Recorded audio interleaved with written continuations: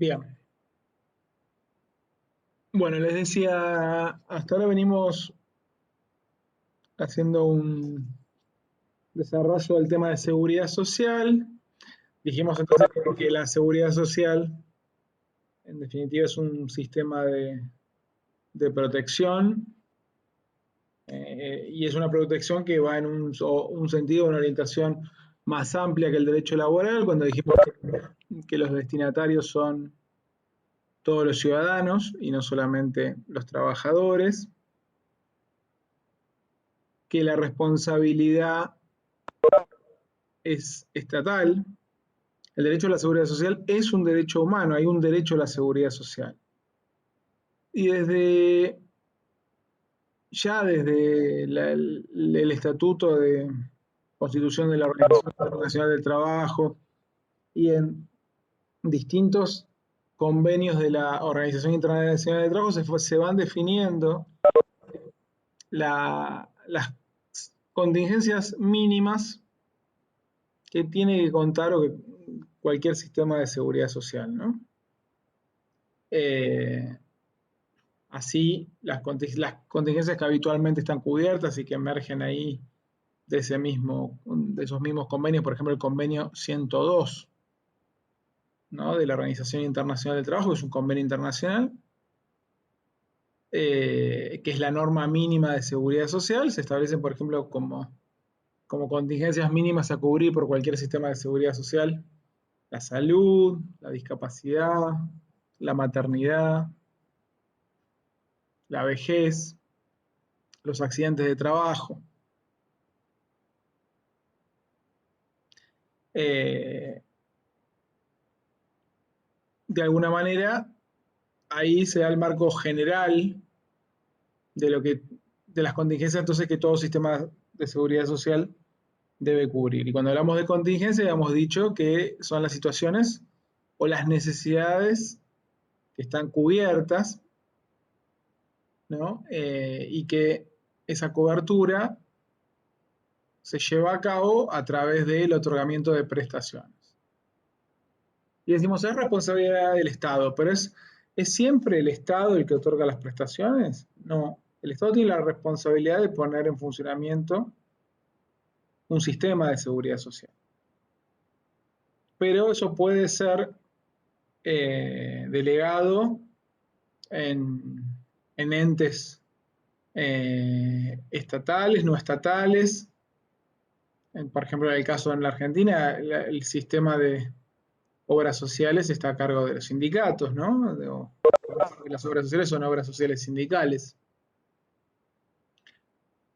Entonces, el sistema es público, pero porque los fondos de los que se nutre la seguridad social son fondos públicos.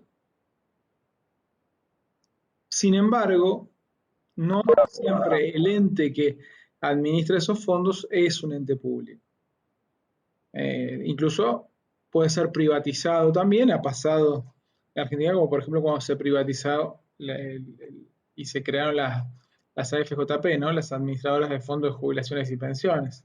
Ahora, eso no quiere decir que los fondos que manejan esa AFJP pasen a ser fondos privados, no, siguieron siendo fondos públicos, por eso en algún momento luego el Estado pudo recuperar esos fondos para volver a incorporarlos a un sistema público.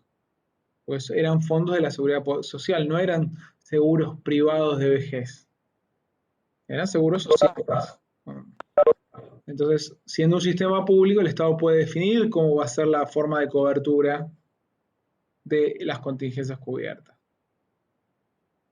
Entonces, dos conceptos son muy importantes. El concepto de contingencia, que es la eventualidad, entonces, la necesidad que está cubierta, o que es socialmente considerada, jurídicamente considerada para su cobertura. Y por otro lado, además de las contingencias, que son contingencias sociales,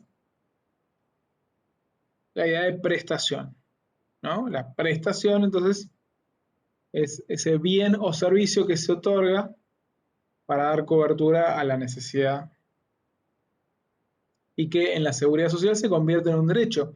O sea, están predefinidas las contingencias cubiertas y están predefinidos ya cuál es la prestación que le corresponde. O sea, la definición de lo que se otorga o de la prestación que se otorga no se da en cada caso concreto, sino que está previamente determinada y está previamente determinado también los recursos que se van a utilizar para eso. Y también están previamente determinados los titulares de derecho, ¿no? Pues justamente son derechos y siendo derechos están definidos no solamente el contenido de esos derechos, que son las prestaciones, sino los sujetos titulares de esos derechos. Ya sea que la prestación se otorga a través del instrumento del seguro social o que lo otorga directamente el Estado a través de la prestación directa. Entonces, cuando el Estado lo hace directamente, el Estado utiliza distintos instrumentos y dispositivos que son parte del Estado. Cuando lo hace a través de seguros sociales, organiza o genera fondos por separado que son administrados por otros entes, como por ejemplo pueden ser, como decía, las obras sociales. Son seguros sociales. Y esto ya está, esta forma de funcionar la seguridad social ya está prevista en el texto constitucional y decíamos, obviamente, en la Argentina la seguridad social se empieza a desarrollar a principios del siglo con el nacimiento de las primeras cajas jubilatorias y obviamente entonces en la Constitución del 49, del 53, de 1853 todavía no estaba establecida la idea de seguridad social como derecho, tampoco lo estaba internacionalmente, recién emergía el concepto, recuerdo que el primer sistema de seguridad social en el mundo es el de Alemania, para fines del siglo XIX, luego esto se va expandiendo y a partir del constitucional se va incorporando en las constituciones de los países, luego aparece de nuevo reflejado la idea de seguridad social con la creación de la OIT, entendiendo que la protección de los trabajadores no podía limitarse solamente a los trabajadores mismos, sino que tienen que ser los trabajadores y su familia, porque hay una vida más allá del trabajo. Y luego ya con el plan Beveridge, pensar que la seguridad social es un deber del Estado, ¿no? Y ahí ya se configura plenamente esa idea, ¿no? del estado de bienestar, ¿no? Un estado que es cada vez más expansivo en cubrir o proteger determinadas contingencias de la vida y que organiza sistemas de protección que, no, como dijimos, en su nacimiento se limitaban a ser seguros sociales, por eso todavía a veces se asemeja o se asimila la idea de seguridad social con los seguros sociales. Pero la idea se la piensa de manera mucho más amplia, entendiendo también la seguridad social como,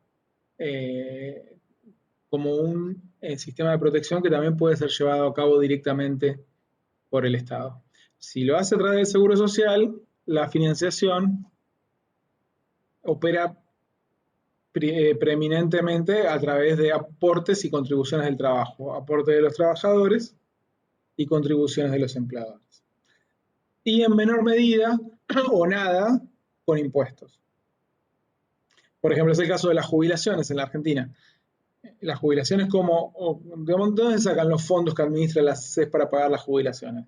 Bueno, se saca de lo que aportan todos los trabajadores con el descuento jubilatorio, lo que aportan los empleadores, que también es un porcentaje de lo que pagan, o sea, la contribución, y algunos impuestos. Por ejemplo, ¿vieron los impuestos que tienen los cigarrillos? Bueno, gran parte de los impuestos de los cigarrillos o parte del impuesto a las ganancias, por ejemplo, va al fondo del sistema jubilatorio que administra el ANSES. Pero preeminentemente los recursos de la seguridad social son aportes y contribuciones de los trabajadores.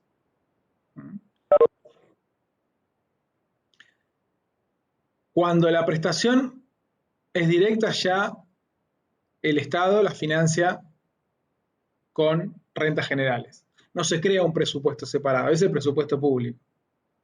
Entonces ahí tenemos, por ejemplo, la salud pública. Bueno, es el presupuesto que el Estado le asigna al Ministerio de Salud, el Estado provincial también a sus ministerios de salud y a sus hospitales para brindar el servicio. No hay una financiación o un fondo separado. Son las mismas rentas generales y la financiación entonces a través de los impuestos. No es lo mismo un aporte que un impuesto. El aporte tiene que ver con un descuento obligatorio, es justamente un pago obligatorio que se hace de lo que uno recibe en una relación de trabajo. Ese es el aporte. Pasa que la idea de aporte parece voluntario, pero es un aporte obligatorio. Es la idea del seguro social, que ese aporte, ese pago sea obligatorio.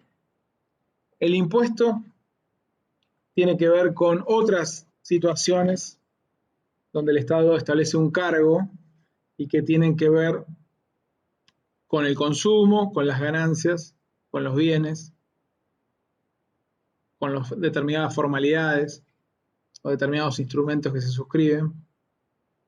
Por ejemplo, en el caso de las ganancias, bueno, ya sabemos, el impuesto a las ganancias es el impuesto típico o el impuesto a los ingresos brutos, ¿no? Que es un impuesto provincial. En el caso de los bienes está el impuesto de los bienes personales. En el caso de lo que se ha agravado es el consumo, es el IVA, por ejemplo, el impuesto al valor agregado es un porcentaje, ¿no? La adquisición de bienes para consumo. Y en el caso de impuestos, que lo que se grave sea la instrumentación de determinadas operaciones, por ejemplo, está el impuesto de sellos o el impuesto al cheque. ¿Mm? Entonces, ¿y cuál es la diferencia entre entonces un aporte y una contribución? Bueno, el aporte es un pago hacia la seguridad social, siempre. El impuesto es una transferencia de recursos hacia las rentas generales para el sostenimiento del Estado. ¿Podrá sostener alguna prestación de seguridad social o no? Financiará en la salud pública como puede financiar también, no sé, la educación. Y la educación no es seguridad social, pero también es financiada con rentas generales. ¿Se entiende? La educación se financia con impuestos, la educación pública. Así como se financia con impuestos los salarios de los empleados públicos, como se financia con impuestos el funcionamiento de la justicia, ¿no? Del resto de los ministerios. Entonces el Estado funciona a partir de determinados recursos que se toman de los impuestos. Hay otra tercera categoría, hablábamos de aportes y contribuciones, hablábamos, ¿por qué la diferencia de aporte y contribución? Porque cuando el trabajador aporta, hace un pago para la seguridad social donde él es destinatario, es titular de derecho.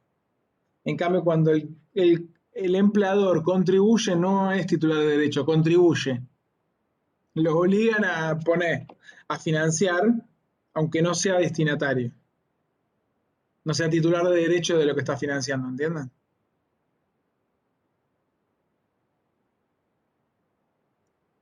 Pero aportes y contribuciones son transferencias hacia la seguridad social. Los impuestos son transferencias hacia las rentas generales. Hay otras transferencias hacia las rentas generales, como por ejemplo las retenciones,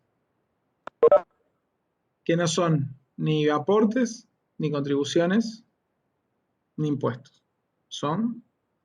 Eh, son derechos de exportación, se llama, que el Estado define legalmente en función de una política económica. ¿Por qué? ¿Por qué el Estado? ¿Por qué no es un impuesto? Porque, por ejemplo, en las retenciones el Estado es el dueño del comercio exterior. Siendo el Estado el dueño del comercio exterior, no, o sea, uno tiene libertad de comerciar adentro del Estado, dentro de la frontera del Estado. Cuando uno decide comerciar hacia afuera, el dueño de esa operación es el Estado. O sea, el Estado podría cobrar el 100% de retenciones. En definitiva, uno decide si exporta o no. Puede cobrar un 1, nada, o el 100% porque el dueño del comercio exterior es el Estado. Esto un liberal diría que es una locura lo que estoy diciendo, pero tampoco estoy inventando. Lo que estoy diciendo es el derecho administrativo ha evolucionado de esta manera, le digo, porque es una discusión habitual en relación a las retenciones y los dueños de los campos cuando uno le dice que el Estado es el dueño del comercio exterior y dirán, ¿cómo que el Estado es el dueño del comercio exterior? No, yo soy el dueño de los granos que vendo. Sí, sí, vos sos el dueño de los granos, pero nadie te obliga a vender al exterior. El que te autoriza a sacar los productos para afuera es el Estado, porque el Estado es el que tiene la soberanía. Al autorizarte a sacar los productos, vos decidís, el Estado por eso te puede cobrar. Es como que te está cobrando una tasa. Te pago, es como te cobra un servicio por dejarte pasar los productos. Bueno, podría decirte yo te cobro el 100%. El Estado es el dueño del comercio exterior. No te puede obligar a vender, pero sí te puede eh, disponer una tasa, es un derecho, sobre esa operación por dejarte pasar los productos hacia afuera. Por eso, por ejemplo, hay una discusión, ¿no? Jurisprudencialmente se ha dicho que que la imposición no puede superar el 35%. O sea, uno puede pagar impuestos más del 35%, no de lo que gana. Ahora, ¿por qué las retenciones pueden ser el 40, el 45, el 50? Porque no son impuestos. Tienen otro fundamento. Les digo, pues esto es una discusión habitual entre el gobierno y el campo, ¿no? Y el campo dice que es confiscatoria la retención porque supera el 35%. Bueno, les explico por qué, porque esto nunca se dice en los medios de comunicación, se piensa con visiones muy liberales, y esto está establecido jurisprudencialmente, no estoy inventando nada, ya es jurisprudencia de la Corte, la retención no es un impuesto, y a pesar de que todo el tiempo, cada vez que un gobierno aplica retenciones en más del 35%, se vuelve a hablar del tema, pero las retenciones no son impuestos, son tasas o derechos de exportación. También, por ejemplo, es una tasa cuando te obligan a pagar un servicio público. Por ejemplo, cuando te obligan a pagar alumbrado, barrido y limpieza. No es un impuesto. Es una tasa porque el Estado te está dando ese servicio, pero te obliga a pagarlo. Te obliga a pagar por ese servicio. Lo mismo la tasa, por ejemplo, por pavimentación. ¿Vieron cuando el Estado viene, te pavimenta la cuadra y te dice, bueno, tenés que pagar tanta plata por mes? ¿Ven? No son impuestos. Bueno, todas estas formas todos estos instrumentos son instrumentos que utiliza el Estado para recaudar los recursos para el funcionamiento, ¿no? de las actividades públicas. Ahora, o como recurso de política económica, ya les dije, las retenciones no solamente tienen un fundamento recaudatorio, sino que tienen un fundamento de regulación de los precios de la economía. Porque como el Estado define la relación que existe entre la moneda, los términos de intercambio, eso puede resultar demasiado favorable para quien comercia hacia el exterior, que es lo que está pasando ahora. Entonces, porque el dólar, por ejemplo, está muy barato, muy caro, el peso está muy barato. Entonces, ¿qué pasa? El que vende carne le conviene más venderla afuera que venderla acá. Y si te la vende acá, te pone el asado, ya estoy reiterativo con el asado, ¿no? Te pone el asado 8 gambas. ¿Y por qué? Y bueno, porque si la vende afuera, le van a pagar 800 pesos. Entonces, ¿cuál es el fin de la retención? El fin de la retención no es solamente cobrarle la plata al que vende para afuera, sino le saca algo para que en vez de que le queden 800, le queden 500, entonces le resulte lo mismo vender adentro que afuera. ¿Se entiende? Es para regular los precios de la economía, porque si no están atados a los precios internacionales. Y hay productos que puede ser que un Estado defina que no deben estar atados a los precios internacionales. Puede ser que sí, qué sé yo. En Uruguay históricamente la carne costó a precio internacional, en la Argentina no. En la Argentina históricamente estuvo regulado, ¿no? Por lo menos determinados cortes. Y el Estado puede disponer una retención o puede disponer prohibir la venta, como también ha hecho ahora con determinados cortes. Prohibición de venta directamente. ¿Y por qué puede hacer esto? Y y no es considerado ilegal, porque el dueño del comercio exterior es el Estado. ¿Mm? Y esto no es explicado habitualmente. El dueño del comercio exterior es el Estado. Entonces, todas estas formas sirven de todos modos para que el Estado recaude y pueda funcionar. Pero bueno, hay determinadas formas de financiamiento que son típicas de la seguridad social o son propias de la seguridad social. Los aportes y las contribuciones. Esos siempre van a la seguridad social. Los aportes y las contribuciones del trabajo, digo. En cambio, los impuestos no siempre van dirigidos a la seguridad social, aunque sabemos que si es una prestación estatal directa, siempre está financiada con impuestos. En cambio, en el caso de los seguros sociales, solo un porcentaje no tan importante va hacia estos seguros, aunque, creo que ya se lo dije, pero me permito recordar que cuando fue el plan de inclusión provisional, en donde se incluyeron una cantidad de personas, millones de personas al sistema jubilatorio, evidentemente los recursos que ingresaban de los aportes y contribuciones no resultaban suficientes y el Estado decidió efectuar aportes extraordinarios del Tesoro, o sea, de las rentas generales, al ANSES, y para fines del 2015, en el primer periodo kirchnerista, el segundo periodo kirchnerista, el Estado financiaba el 50% de las jubilaciones a través de rentas generales y el otro 50% venía de aportes y contribuciones. Cuando llega el macrismo, que hace un ajuste rotundo sobre el sistema jubilatorio y por eso termina en la reforma, en las dos reformas previsionales que se dieron, el Estado empieza a restringir los aportes extraordinarios, incluso habilitan a la utilización de lo que se llama el Fondo Solidario de Redistribución, que era un fondo de emergencia, para evitar que el Estado siga financiando el sistema jubilatorio con aportes perdón, con rentas generales.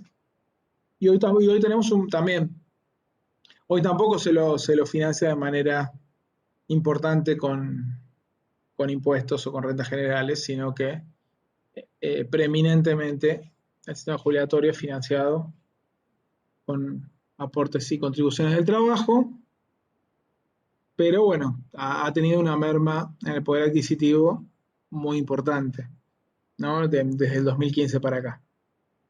Eh, Especialmente durante el macrismo, perdió más de 20 puntos el poder adquisitivo, creo 25 puntos perdió el poder adquisitivo de las jubilaciones.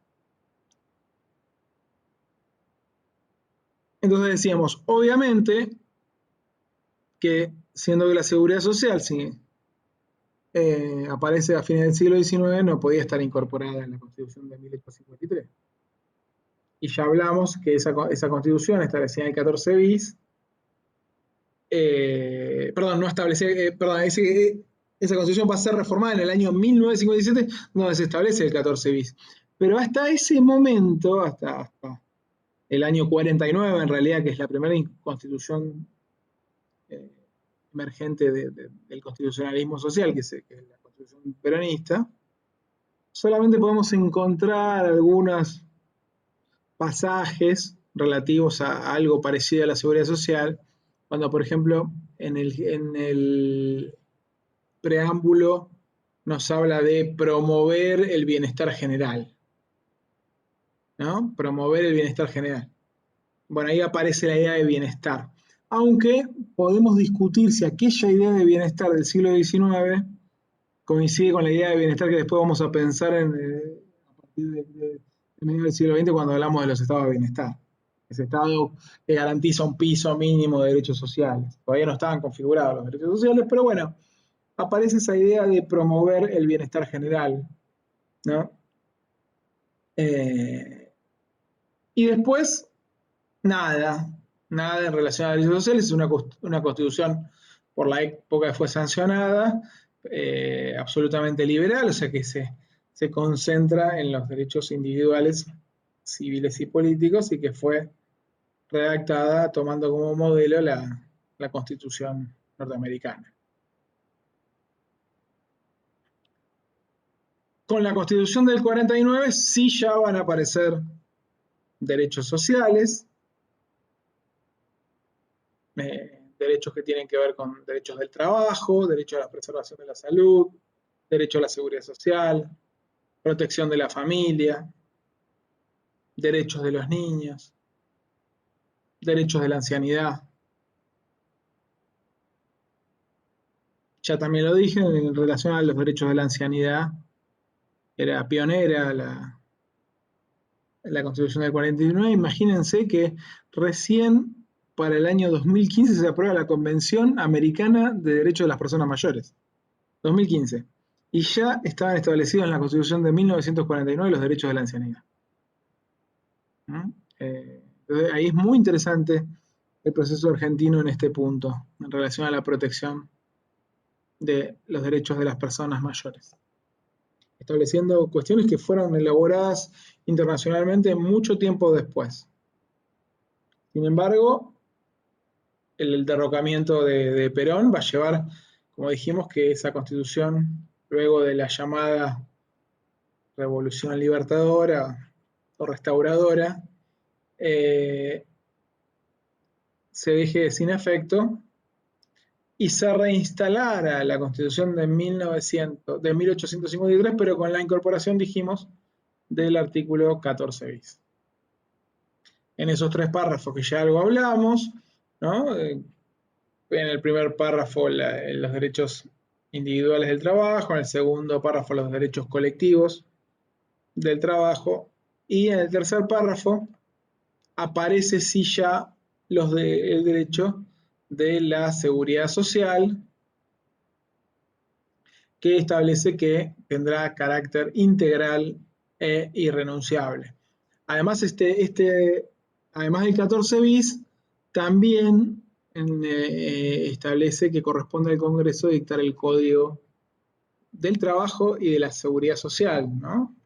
Obliga al Congreso ya a establecer regulaciones generales protectorias del trabajo y la seguridad social. Ahora, en ese artículo 14 bis, entonces en el tercer párrafo, cuando se refiere a la seguridad social, como dijimos, arranca diciendo que el Estado otorgará. Esta idea de la seguridad social como deber estatal emerge ya entonces, como dijimos, con la Declaración de Filadelfia, que de alguna manera es el estatuto de constitución de la OIT, redactada en el año 1944, a pesar de que la OIT se crea en 1919, la Declaración de Filadelfia de alguna manera es considerada el estatuto constitutivo, y ahí aparece ya la idea del principio de universalidad de la seguridad social y aparece la idea de estatalidad. Entonces, la seguridad social es un deber primario del Estado que no puede sustituirse por otros agentes. El Estado es el que brinda, o sea, no puede delegarse como ocurre en Estados Unidos, por ejemplo, la existencia de un seguro de salud de carácter privado. El sistema es público, por más que después se delegue su administración en un ente privado, pero el sistema es público. El Estado otorgará, dice. Con lo cual establece un deber, un mandato constitucional dirigido al Estado, independientemente que sea administrado por entes privados. Se dice, se otorgarán los beneficios de la seguridad social. Todavía se hablaba de la idea de beneficio y no de derecho, ¿no? Esto también va teniendo un tránsito, ¿no? En la idea de que las prestaciones de seguridad social deben ser consideradas derechos y los beneficiarios son titulares de derechos, ¿no? Donde se establece claramente cuáles son las contingencias cubiertas y cuáles son las prestaciones que corresponden y los requisitos para el acceso, ¿no? a esas prestaciones. No obstante, lo que va marcando ya este artículo 14 bis es una idea amplia de la seguridad social, no reducida a los seguros sociales, ¿no? Por más que, como les dije, hasta ese momento la idea de seguro social estaba ligada a la idea de seguridad social, porque se pensaba la seguridad social como ligada al trabajo, Y justamente en la idea del estado de bienestar es una idea de una seguridad social desligada del trabajo, ¿no? Dirigida a todos los ciudadanos independientemente de que uno participe o no en el mercado de trabajo. Es interesante que este artículo 14 bis ya va trabajando, va pensando una visión más amplia, no limitada eh, a los seguros sociales. Y ahora lo vamos a ver más adelante, pero dice, otorgará los beneficios, ¿no? Entonces, de la seguridad social, que tendrá, dice, carácter integral. Es decir, que la cobertura debe amparar la mayor cantidad de contingencias posibles.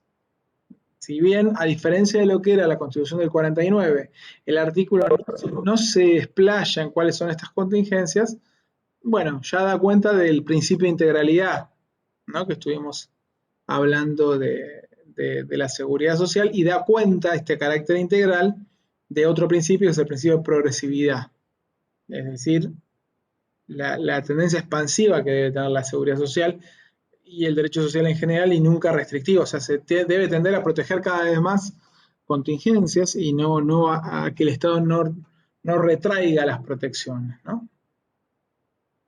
También aparece la idea de irrenunciabilidad, dice que los beneficios de la seguridad social tendrán carácter integral e irrenunciable. Entonces aparece también, fíjense, en la propia Constitución el principio de irrenunciabilidad. Y acá es donde se ve, cuando dice, en especial la ley establecerá, acá es donde se ve el carácter o la tendencia amplia de la seguridad social, de no pensarla restringida a los seguros sociales, cuando dice, en especial la ley establecerá, en especial la ley establecerá el seguro social. O sea, lo que dice es que preeminentemente se llevará a cabo a través de seguros sociales, pero no descarta la posibilidad de la prestación estatal directa y de hecho, en la política del peronismo, como ya dijimos antes, fíjense lo que es el modelo Carrillo, la salud, la protección de la salud queda reservada a la prestación estatal directa a través de la salud pública con los hospitales públicos que se crean en este momento que de alguna manera dan cobertura. Va a ser muy posterior la constitución de seguros sociales para la salud cuando se crea ya el sistema de obras sociales. Recién esto va a pasar en el año 68. No es un producto del peronismo el sistema de obras sociales.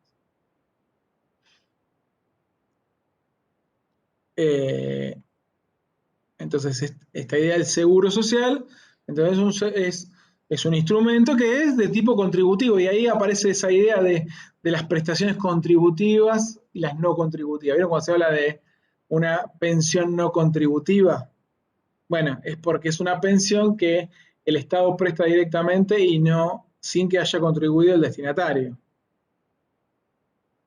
sin que haya contribuido en el seguro social, porque sabemos, y ya lo hablamos la otra vez, que, por ejemplo, que este era el gran cuestionamiento que se daba, por ejemplo, cuando se le otorgó jubilación a las amas de casa, ¿no? O a personas que no habían cumplido con los años de aporte.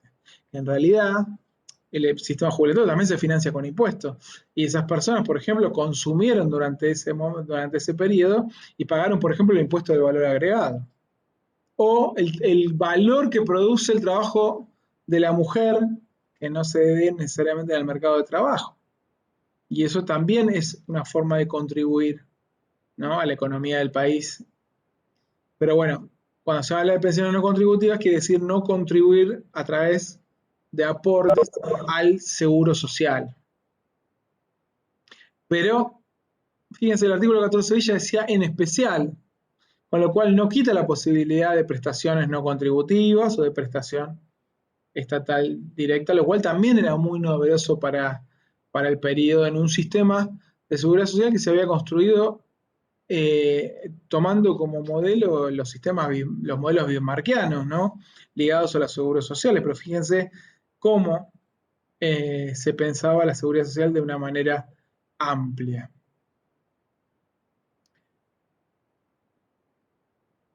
Y ya preveía también la posibilidad de que los fondos de la seguridad social estuvieran administrados por entidades nacionales o provinciales.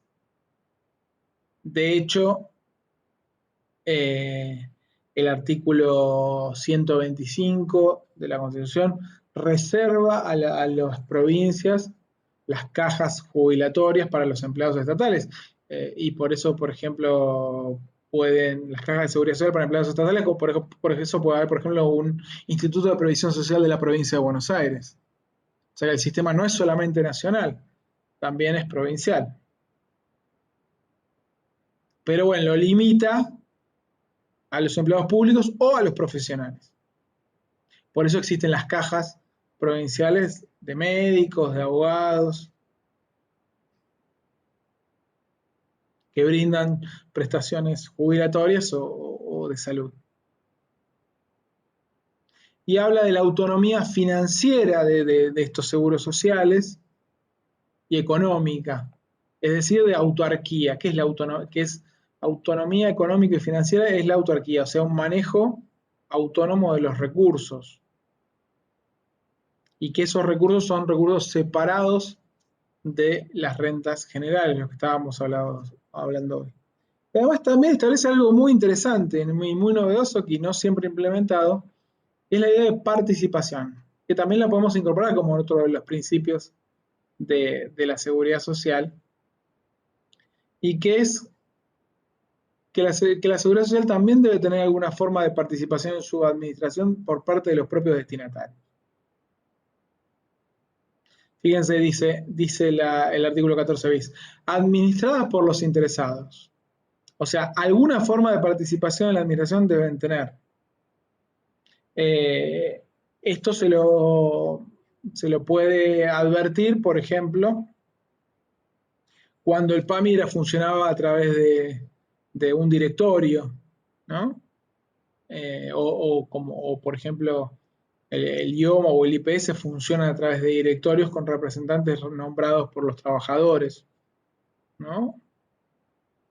El ANSES no funciona como un directorio, funciona como un director, pero tanto el ANSES como el PAMI, que ahora tampoco funciona como un directorio, sino que también tiene un director ejecutivo, ambos han establecido consejos consultivos, es decir, le dan alguna forma de participación en la administración, aunque es limitada, pero deben rendir cuentas y deben escuchar las propuestas y opiniones de los representantes de los jubilados y pensionados, ¿no? Hay toda una elección de representantes y se conforman los consejos participativos y consejos consultivos locales, provinciales, y el consejo consultivo o participativo, digo consultivo porque en ANSES se llama consultivo y en PAMI se llama participativo. Estos consejos, entonces, desarrollan su acción digamos, en reuniones plenarias que se dan con las autoridades para establecer propuestas y que sean escuchados. Y se administradas por los interesados con participación del Estado, o sea, nunca el Estado puede estar afuera de las formas de organización de la gestión, estos directorios, aunque estas entidades puedan ser gobernadas por directorios, siempre tiene que tener participación en ese directorio del Estado, porque son fondos públicos. Y habla sin que pueda existir superposición de aportes. La idea es que no haya aporte a distintas entidades para las mismas contingencias. La idea es concentrar los recursos en una entidad porque digamos, la unidad de gestión, que era otro principio que también habíamos hablado, permite un mejor aprovechamiento de los recursos disponibles. Establece el artículo 14 bis y acá sí aparece de costado algunas contingencias, no detalladas, pero habla de jubilaciones y pensiones. En realidad no contingencias, aparecen prestaciones. Jubilaciones y pensiones no son contingencias, son prestaciones. La contingencia es la vejez o la muerte. La prestación es la jubilación y la pensión, que es un pago mensual, un ingreso mensual. Y nos habla de jubilaciones y pensiones móviles, que los saberes deben actualizarse siguiendo de alguna manera el movimiento de la inflación, ¿no? Bueno, esto es lo que a veces dificulta, ¿no? La administración de los recursos jubilatorios. Sobre todo en momentos donde existe una jubilación muy alta que hace perder poder adquisitivo a los ingresos jubilatorios. También aparece, acá sí aparece una contingencia como la protección integral de la familia, dice, pero tampoco nos indica cuáles son, de manera genérica. Cuáles son las contingencias previamente dichas: maternidad habitualmente, escolaridad de los hijos, ¿no? Embarazo, ¿no? Matrimonio, suelen ser contingencias, ¿no? Dentro de lo que es esto que llamamos protección integral de la familia. Habla también de la defensa del bien de familia. Esto, no es, esto es indirectamente una forma de protección de la familia, no es propiamente seguridad social, sino tiene que ver con la imposibilidad de ejecutar por deudas el bien familiar, donde vive la familia. Y habla de una contingencia que el artículo 14 bis incorpora a la seguridad social y que no es habitual, esto también es muy interesante el artículo 14 bis, y que no es habitual en las cartas de derechos humanos, derechos sociales sobre seguridad social, que es el acceso a la vivienda digna. Y lo coloca en la Argentina dentro de lo que es la seguridad social. Es colocar al acceso a la vivienda digna dentro de la seguridad social tiene un impacto que no siempre ha cumplido la jurisprudencia. ¿Qué quiere decir? Que si yo no tengo una vivienda, tengo derecho a reclamarla judicialmente. Si no estuviera la seguridad social, digamos, sería, por ahí la protección sería mucho más débil. Pero estando en la seguridad social, quiere decir que es una prestación que yo debería tener asegurada. El Estado está incumpliendo si no establece planes de vivienda. No necesariamente te tiene que dar una casa así, pero sí por lo menos te debe incorporar un plan de vivienda donde uno pueda, a través de un aporte, pagar como así como uno paga hace un aporte. El Estado establece un sistema y uno hace un aporte para tener la cobertura de la obra social, debería existir lo mismo también para pagarse su casa. El Estado debería establecer un sistema de cobertura para el acceso a la vivienda. ¿Se entiende? Porque el artículo 14 bis le ordena al establecerlo dentro de la seguridad social. Por eso no sorprende que haya habido muchos fallos que no son tan conocidos, donde cuando alguien que carece de vivienda o no puede pagar un alquiler, hace una demanda al Estado y los jueces obligan al Estado, condenan al Estado a incorporar a esa persona a un plan de vivienda, aunque no lo pueda pagar. Y hasta que salga la vivienda, hasta que salga el plan de vivienda, le corresponde por el sorteo, porque la terminan de construir, le debe cubrir un alquiler. Estos fallos han existido y se basan justamente en este punto, en el acceso a la vivienda digna del que habla el artículo 14 bis, que muchas veces cae en saco roto, sabemos, porque el acceso a la vivienda en Argentina se hace cada vez más difícil, ¿no?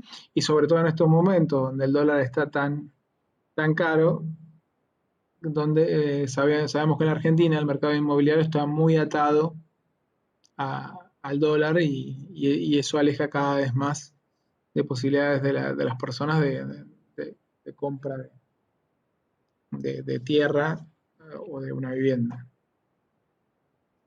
Pero bueno, esto es el artículo 14 bis.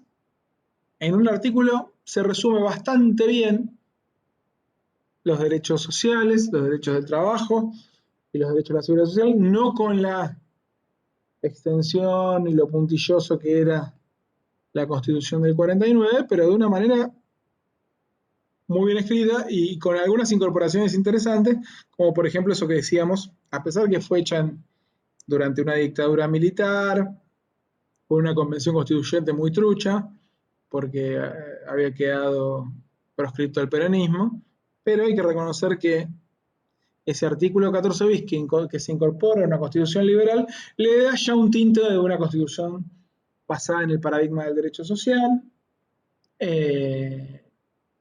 y de alguna manera estos derechos empiezan a ser garantizados aún con gobiernos liberales. O sea, todo ese montaje de bienestar, de estado de bienestar que se genera durante el peronismo, se mantiene durante las dictaduras posteriores, incluso aparecen nuevas contingencias, nuevos sistemas de protección, decíamos, aparece el sistema de obras sociales en el año 68, alguien podrá decir, bueno, aparece el sistema de obras sociales para destruir el sistema público, porque paralelamente se fue transfiriendo el sistema de asistencia sanitaria pública nacional a las provincias sin financiamiento, y así fue cada vez el sistema de asistencia sanitaria pública fue teniendo más problemas, menos recursos y configurándose como un sistema de atención a los pobres, ¿no?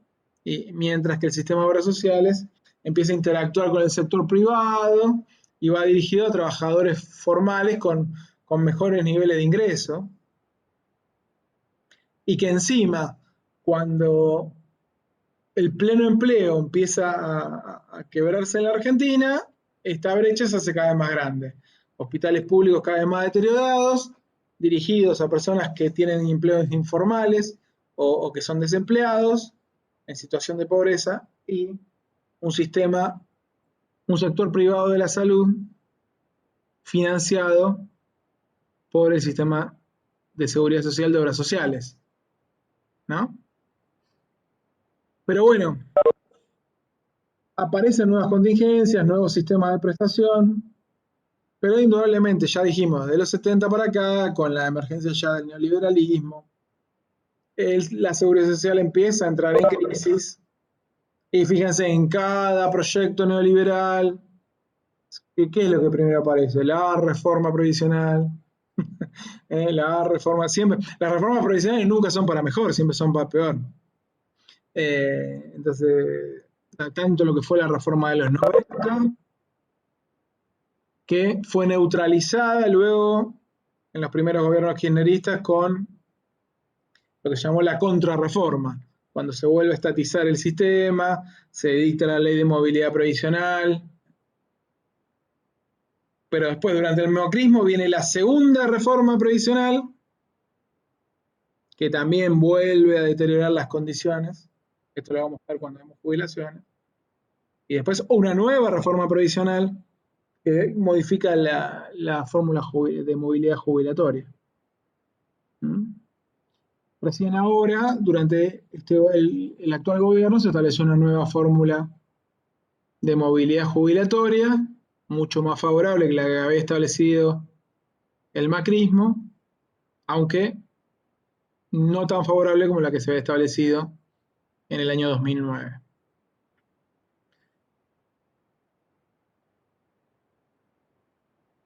Ahora, igualmente hay otra reforma más de la Constitución que va a incorporar derechos sociales. O sea, el proceso de incorporación de derechos sociales no culmina con el 14 bis. En la Constitución del año 94 tenemos nuevas incorporaciones también. En esa Constitución tenemos como novedad que se establecen una cantidad de tratados de derechos humanos como formando parte de la Constitución Nacional. Es decir, se constitucionalizan tratados internacionales de derechos humanos.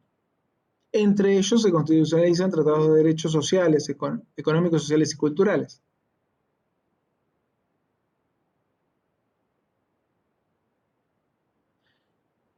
Profe, perdón, ¿Sí? ¿en qué año es esa constitucionalización? 1994. Es la constitución que me emerge del denominado Pacto de Olivos, cuando Menem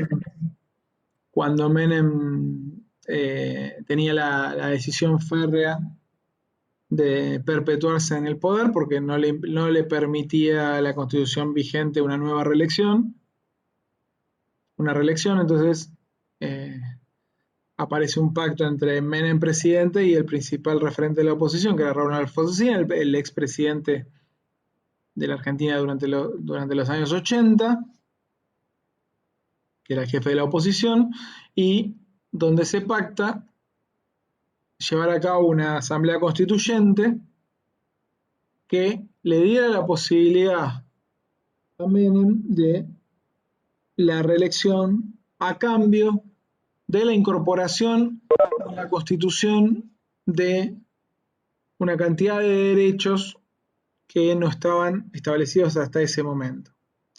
Esperen que acá me hacen una pregunta, perdón que me salté. La Declaración de Filadelfia, ¿de qué año es? De 1944, fíjese, es coetánea o ahí cerquita de lo que después va a ser la Declaración Universal de los Derechos Humanos. Acá me dicen también se adhiere a la Convención de Derechos del Niño. Sí, pero esto es posterior, ¿no? Porque los tratados de derechos humanos van a ser posteriores a partir de la década del 60. Vamos a ir viendo distintos tratados de protección que comienzan con el Tratado Internacional de Derechos Civiles y Políticos, y después el Tratado Internacional de Derechos Económicos, Sociales y Culturales, y después van a estar las convenciones americanas, la Convención Americana, por ejemplo, de Derechos Humanos, que es el Pacto San José de Costa Rica, y después durante ese tránsito también vamos a ver distintas convenciones que van a tener protecciones parciales. Por ejemplo, la Convención de Protección de los Derechos del Niño, la Convención de los Derechos de Eliminación de toda forma de discriminación contra la mujer, la Convención por ejemplo, de los derechos de las personas con discapacidad, la Convención Americana ahí solo americana, de protección de las personas mayores, está muy reciente, o sea, este proceso no terminó, es de 2015, por lo menos cuando la Argentina la ratifica, la de las personas mayores. Es muy reciente. Entonces, un proceso que sigue. Pero la Convención de los Derechos del Niño, el Pacto San José de Costa Rica, son incorporados, así como los pactos internacionales de derechos económicos, sociales y culturales, de derechos civiles, son incorporados a la Constitución Nacional. Incluso es incorporada a la Constitución Nacional algunos convenios de la OIT también.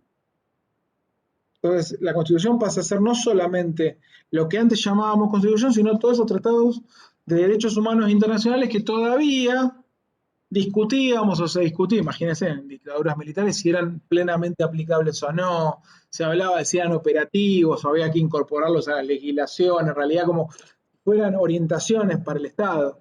No, de a poco se va consolidando la idea de que los derechos humanos son de cumplimiento obligatorio para los Estados. Y no importa si los Estados los incorporan esos derechos en la legislación. Ya por haber ratificado, el Estado son de cumplimiento obligatorio. Ahora, lo hace más obligatorio, y esto era la propuesta de Alfonsín en ese momento, si lo incorporamos a la Constitución. Ya no quedan dudas. Si son parte de la Constitución, son de cumplimiento obligatorio. Esto de alguna manera implicaba, a pesar del debilitamiento institucional que significaba la reelección indefinida que proponía el menemismo, y que de alguna manera también se le pone un límite, aunque se da la posibilidad de reelección, pero limitada, también implicaba un crecimiento en términos institucionales en relación a la incorporación entonces de tratados de derechos humanos.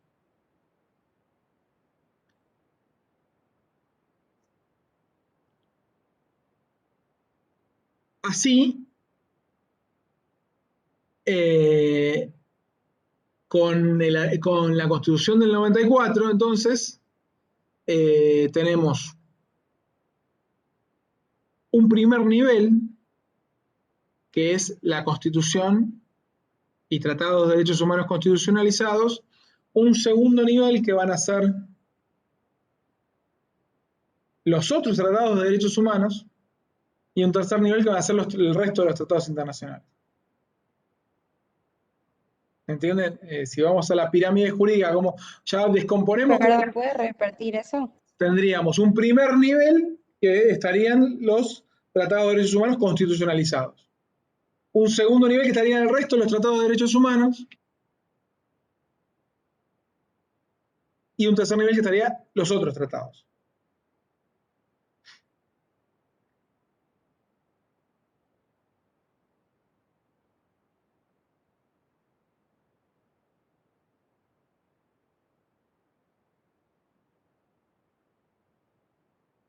Pero además, Gracias. pero además es interesante también otra incorporación de la Constitución del 94 que va a tener un impacto muy importante en una medida que se va a tomar después en el año 2009. Fíjense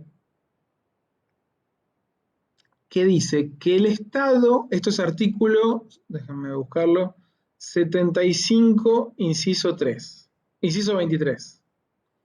Cuando dice, corresponde al Congreso dictar un régimen de seguridad social especial, un régimen de seguridad social especial,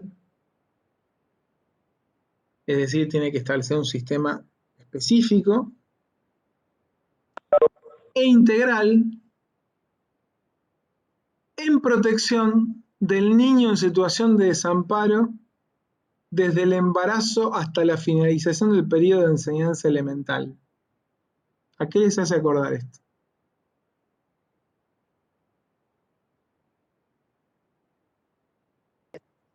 ¿A la asignación universal por hijo? Exactamente.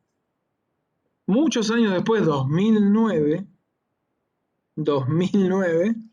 se da cumplimiento al mandato constitucional en el gobierno de Cristina. Al mandato constitucional. Durante mucho tiempo se discutió el ingreso ciudadano, el ingreso social para la niñez, a través del FRENAPO, las movilizaciones de los años 90 contra el mismo. Se planteaba este ingreso social, nunca pudo salir, cuando de aquí emergieron personalidades de distintos partidos políticos, ¿no? De Genaro, Lilita Carrió misma, ¿no? Planteando este ingreso social para la niñez, que se resuelve por un decreto de necesidad de urgencia, o sea, no por una ley, por un decreto de necesidad de urgencia de la presidenta Cristina Kirchner, Cristina Fernández, en el año 2009, que pone en cabeza del ANSES la cobertura de una prestación económica, a través de una prestación económica de los niños, desde el nacimiento, y luego es extendida a la situación de embarazo.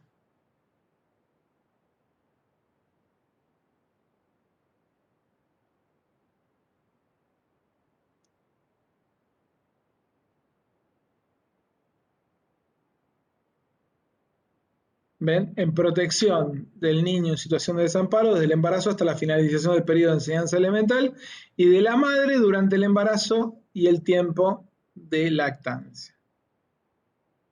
¿Bien? Entonces, con esto y con el artículo 125 que antes nombramos, donde establece las potestades de la provincia, reserva en las provincias la posibilidad de conservar regímenes de seguridad social limitados a los empleados públicos y a los profesionales, culmina entonces la organización o las prescripciones constitucionales relativas a la seguridad social. Acá me preguntan, sí, cuando dijiste, Paula, de la Convención de los Derechos de Niñas, y claro, sí, está en la Constitución del 94, es así.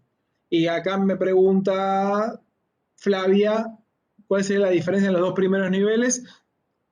Cuando hablamos de esos tres niveles de tratados, nos referíamos a la diferencia que existe entre los tratados de derechos humanos y lo que no son de derechos humanos, y dentro de los derechos humanos también hay dos categorías, porque algunos son parte de la Constitución y otros no. Solo los que el texto constitucional define como parte de la Constitución son los considerados constitucionalizados. Y el resto de los tratados de derechos humanos siempre están por encima de tratados que no sean de derechos humanos, por su carácter. Y tienen una jerarquía, como ya lo vimos antes cuando vimos la pirámide, superior a las leyes. Es decir, si hay una contradicción entre una ley y un tratado de derechos humanos, debe prevalecer el criterio del tratado de derechos humanos, y por ende una norma debe ser considerada inconstitucional. Si se dicta una ley en contra de un tratado de derechos humanos, sea constitucionalizado o no, por haber conflicto entre normas de distinta jerarquía, se debe considerar inconstitucional. ¿Por qué? porque aunque no se viole directamente la Constitución, pues puede ser un tratado de derechos humanos que no esté constitucionalizado, es inconstitucional porque hay conflictos entre normas de distintas jerarquías donde la norma inferior está contradiciendo la norma superior. ¿Y quién define la jerarquía constitucional? La Constitución. Por ende, eso se transforma, lo mismo que sería que un decreto viole una ley. El decreto no es solo ilegal, es ilegal e inconstitucional. Porque en la pirámide normativa, esa jerarquía la tiene de manera superior la ley.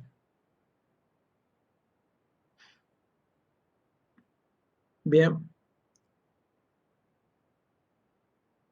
Bueno, entonces así ya definimos la seguridad social, sabemos que la seguridad social tiene fondos públicos, o sea, se financia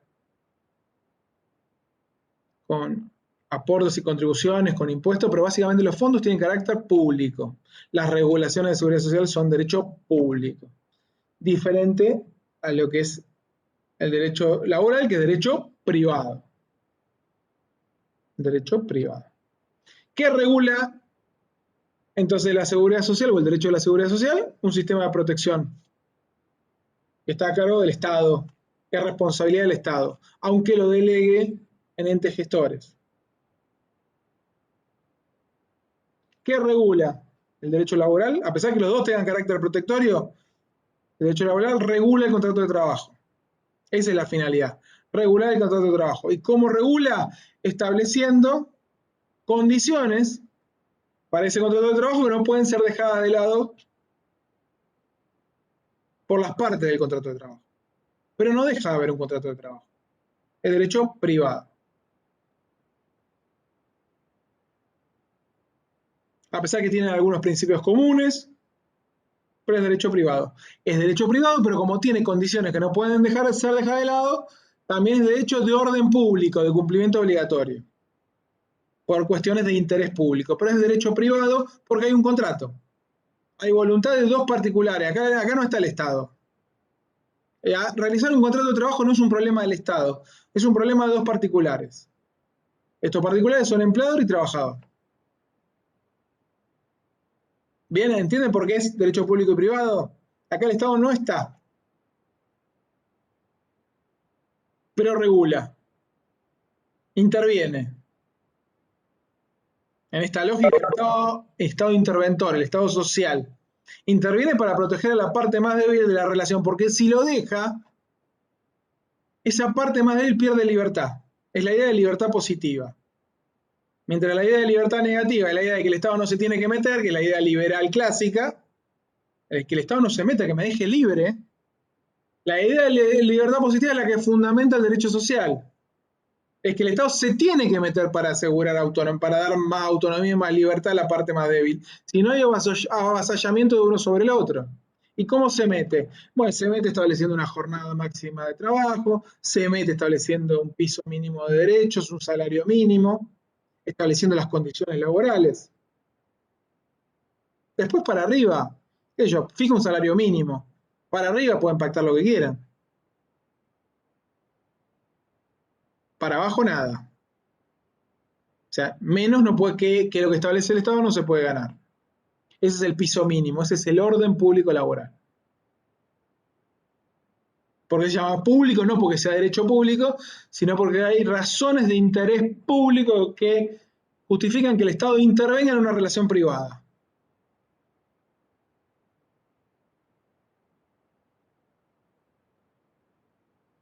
Y el contrato de trabajo no deja de ser un contrato y un acuerdo de voluntades. Un acuerdo de voluntades que, como cualquier contrato, define derechos y obligaciones.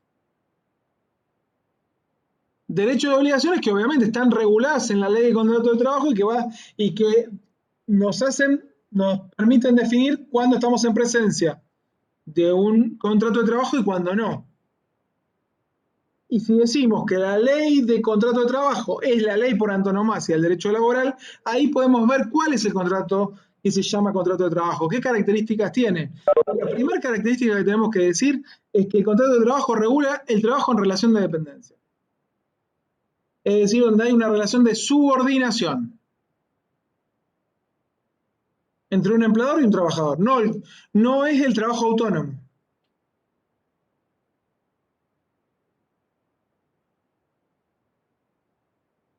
Las dos partes no son iguales. Subordinación es que quiere decir que hay una jerarquía.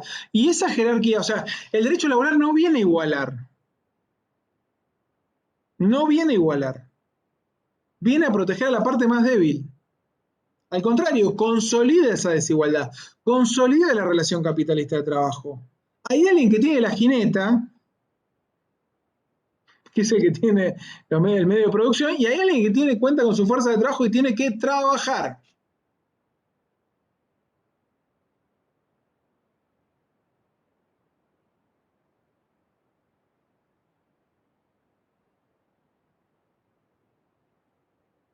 ¿Se me escucha bien ahí? ¿Se escucha ahí? Sí, Pensé profe. que se perdió. Y ahí aparece lo que aparece en el programa, obligaciones y derechos de las partes. Bueno, la ley establece cuáles son las obligaciones y derechos de las partes. Primero, de la propia definición de contrato de trabajo, cuando decimos, ¿cuál es el contrato de trabajo? Entonces, si yo les pregunto en un examen, ¿qué es un contrato de trabajo? Bueno, lo primero que tienen que empezar diciendo es un acuerdo de voluntades. O es un contrato. Es un acuerdo de voluntades. ¿Entre quién? Entre un empleador y un trabajador. Por el cual una parte, el trabajador, se obliga a prestar servicios en favor del otro y bajo la subordinación de este. ¿Qué quiere decir bajo la subordinación? Que el otro le da las órdenes, no que es un esclavo. Que en el ámbito del trabajo le da las órdenes de cómo tiene que trabajar, no trabaja como él quiere, trabaja como le indica el otro. Eso es subordinación. Cuidado, no confundamos, porque a veces se confunde mucho esto, ¿no? Ser trabajador no es ser esclavo, ¿no? En favor del otro y bajo la dependencia de ese otro. ¿A cambio de qué? A cambio de una remuneración. Ahí estaría constituida una definición de contrato de trabajo. Y el objeto de ese contrato de trabajo es la relación de trabajo, que se define casi igual, pero ya no es el acuerdo de voluntades, el acuerdo es el contrato. La relación de trabajo es el hecho mismo de la prestación de los servicios bajo esas condiciones.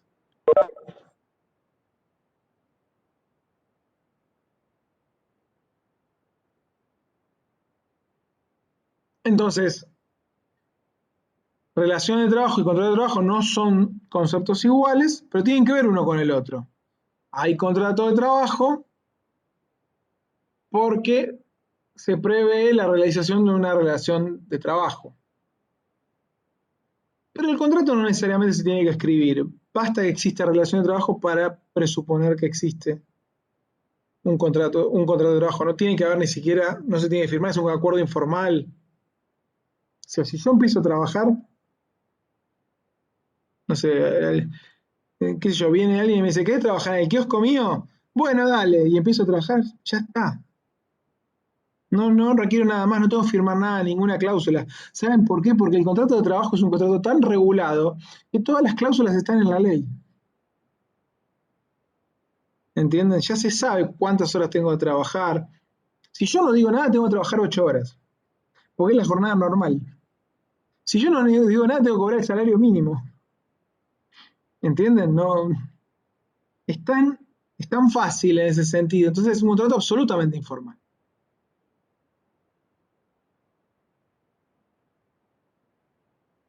Y las obligaciones y derechos están establecidas en la ley de contrato de trabajo. Y así la ley de contrato de trabajo, por ejemplo, algo hablamos el otro día de la idea de buena fe.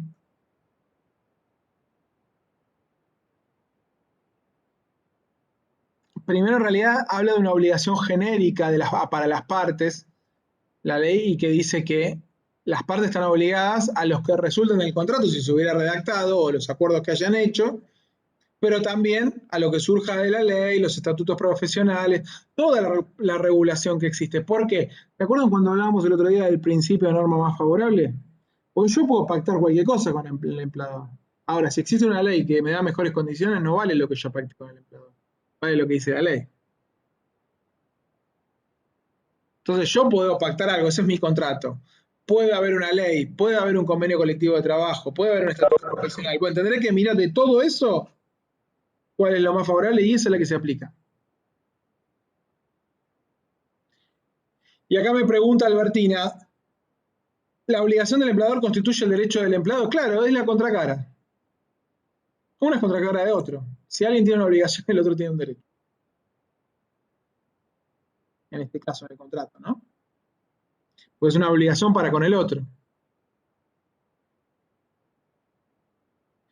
Pero además de cumplir las partes, de tener que cumplir, porque ambas partes tienen que cumplir el contrato, empleador y trabajador. Lo deben cumplir de una manera, ya dijimos el otro día con el principio de buena fe, ¿se acuerdan? Como un buen trabajador y como un buen empleador. Dice, los contratos deben celebrarse, interpretarse y ejecutarse de buena fe y de acuerdo con lo que verosímilmente las partes entendieron o pudieron entender, obrando con cuidado y previsión. Fíjense lo que dice, los derechos y deberes de las partes deben juzgarse con criterio de colaboración y solidaridad. Yo no puedo obligar a un trabajador que se quede horas extras. Sí lo puedo hacer si hay una situación de emergencia. Y si no lo hace es una falta del trabajador. No, yo tengo que irme a las 5 de la tarde porque me gusta ver la novela. No. Te tenés que quedar. Hoy te tenés que quedar porque hay una emergencia y yo no te puedo obligar siempre a quedarte después de hora. Pero hoy sí te puedo obligar. Te puedo pedir, te puedo exigir. Y es una falta que vos no lo hagas porque estás incumpliendo tu colaboración y solidaridad que dice la ley, que tiene que ver con ese principio de buena fe. Que tampoco, insisto, no se le pide conductas heroicas ni al empleador ni al trabajador.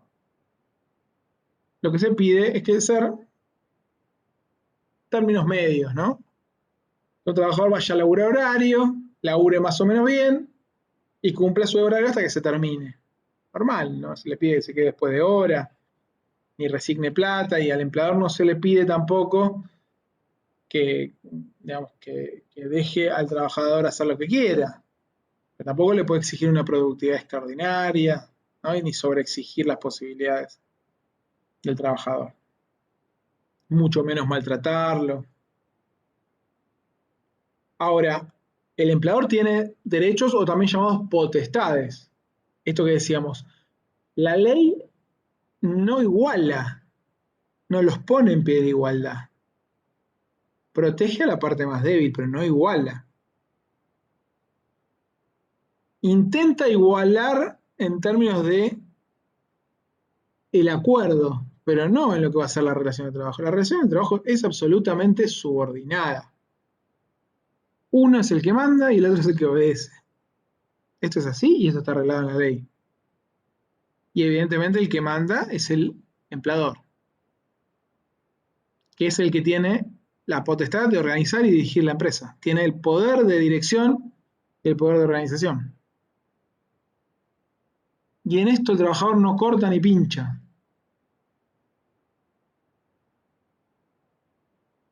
El artículo 64 dice el empleador tiene las facultades suficientes para organizar económica y técnicamente la empresa. Ahora, la ley no lo hace de manera ilimitada.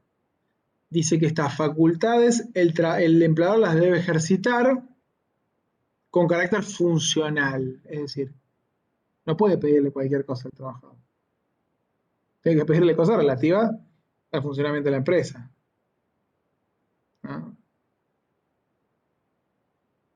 Atendiendo los fines de la empresa, las exigencias de la producción, y debe tender a no perjudicar y a la preservación y mejora de los derechos personales y patrimoniales del trabajador. O sea, debe evitar que el trabajador tenga disminuciones o daños por el ejercicio del trabajo. Ese es el artículo 65. Asimismo, o sea, tenemos una facultad que es de organización y dirección, pero primer límite, criterio funcional. No cualquier orden puedo dar. ¿Sí? Tiene que Mañana venite disfrazado de hamburguesa. Como por ahí si trabajás repartiendo volantes es una orden funcional. Ahora, si trabajás en una oficina, no te puedes pedir que vengas disfrazado de hamburguesa. Fíjense cómo lo mismo, en distintas situaciones, puede tener funcionalidad o disfrazado de empanada. Esto debería estar prohibido, no importa. Pero, si yo trabajo en una promoción, digamos, de promotor, evidentemente, no es algo no funcional que me digan tengo que venir disfrazado de empanada. Ahora, si yo trabajo, como le dije, en una oficina, me están ridiculizando. No tiene nada que ver con el trabajo que estoy haciendo que venga disfrazado de empanada. Bueno, este ejemplo que es ridículo, es risueño, marca dónde está la funcionalidad de una orden, ¿no? Lo que define, por ejemplo, la ropa de trabajo que me pueden exigir usar. Tiene que haber funcionalidad en lo que se pide en las órdenes. Se tiene que acreditar esta funcionalidad, no cualquier orden es posible. Ese es el límite. No debo perjudicar al trabajador, es decir, por ejemplo, si en el trabajo se daña la ropa del trabajador, yo tengo que proveerlo de ropa. Esto que decían, no debo preservar mejor los derechos personales y patrimoniales. El trabajador no puede padecer disminuciones el trabajador por el ejercicio del trabajo. Entonces, segundo límite, el perjuicio del trabajador. Tercer límite es en relación a los cambios. El empleador tiene la potestad de variar. Así como tiene la facultad de dirigir, puede variar, puede hacer cambios en el trabajo. Tanto lo que tiene que ver con la forma o las modalidades de prestación del empleo, dice la ley, artículo 66. Sin embargo, también dice, mientras estos cambios no importen un ejercicio irracional de esta facultad. Nuevamente la idea de la funcionalidad, la racionalidad, ni altere las condiciones esenciales del contrato. Esto es importante también, porque si yo pacté trabajar de administrativo, no me pueden pasar a otra tarea, porque es parte de mi contrato. No puedo hacer tareas de limpieza, no, insisto, no puedo estar mal, sino que yo pacté ser administrativo. O no causen perjuicio material ni moral al trabajador. Por ejemplo, cuando me varían el lugar de trabajo y me exigen un gasto en movilidad extremo. Bueno, ahí la jurisprudencia, para que lo sepan, por ejemplo, ha establecido que hasta 50 kilómetros se puede variar la localización de la prestación laboral. Hasta 50 kilómetros.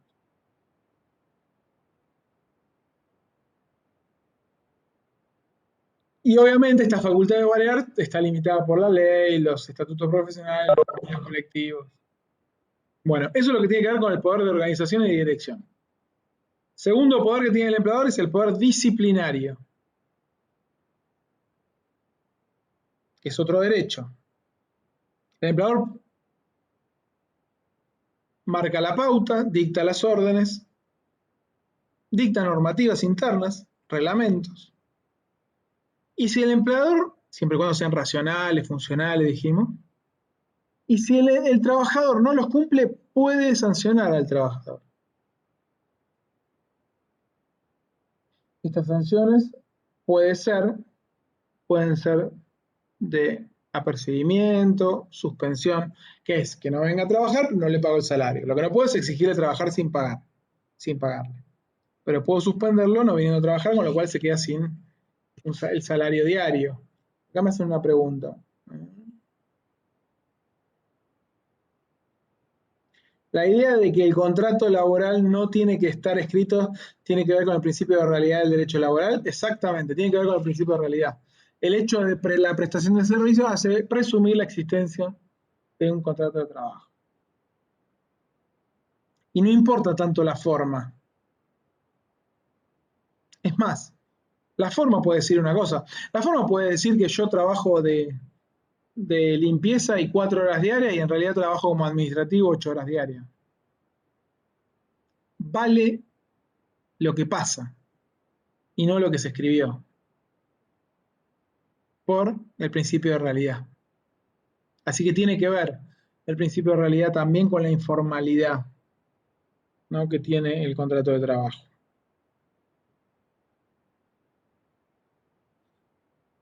Tampoco, así como dijimos que no se puede exigir al trabajador trabajar sin pagarle, esto no puede ser utilizado como sanción, tampoco puedo variarle como sanción las condiciones de trabajo. No puedo cambiarlo de tarea porque lo quiero sancionar. En todo caso lo despediré, pero no puedo alterar el contrato de trabajo. Eso es también otro límite que establece la ley. Otro derecho que tiene el empleador es el derecho de control, que tiene que ver con la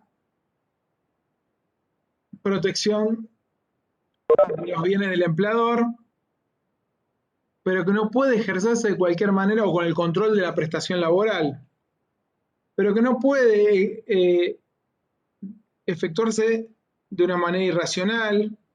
Siempre debe respetar la dignidad del trabajador. Siempre se discute, por ejemplo, si se colocan cámaras, dónde se colocan estas cámaras, ¿no?, si se viola la privacidad, la intimidad. Dice que deben practicarse con discreción.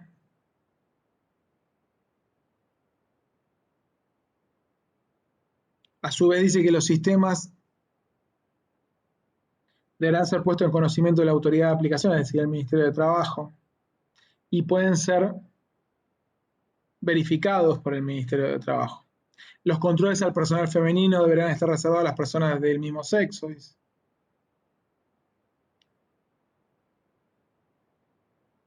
Y el cuarto es el derecho de preferencia, que tiene que ver con el derecho del empleador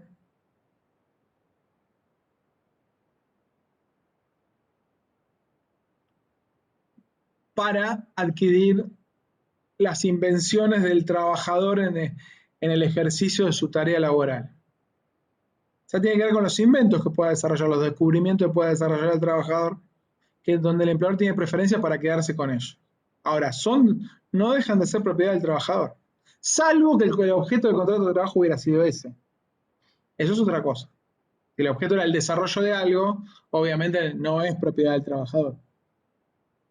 Pero si en el marco de una prestación laboral aparece un invento o un desarrollo, eso sí es propiedad del trabajador, esa invención o descubrimiento.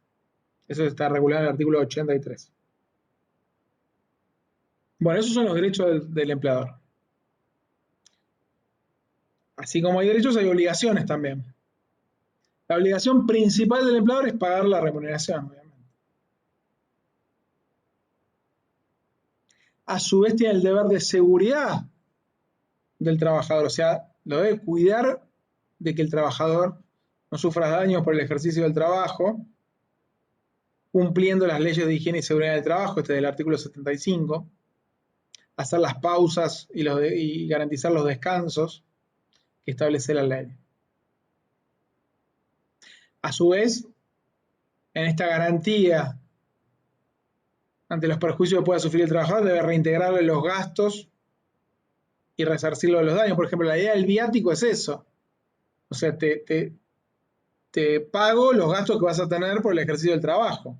Te pago la movilidad, te pago el hotel si te hago viajar, la comida. Pues son gastos que vos no tendrías si el trabajo se desarrollara en el lugar habitual. Ese es el artículo 76. Obviamente debe proteger la vida y los bienes del trabajador.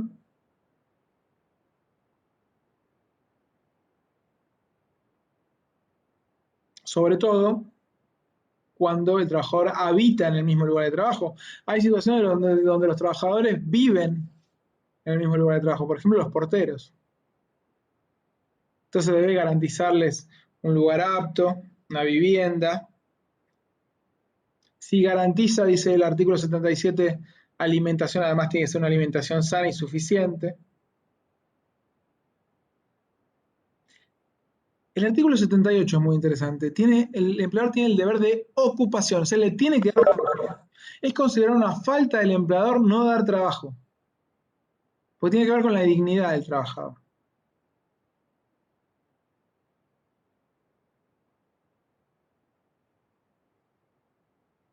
Salvo dice que el incumplimiento responde a motivos fundados, ¿no?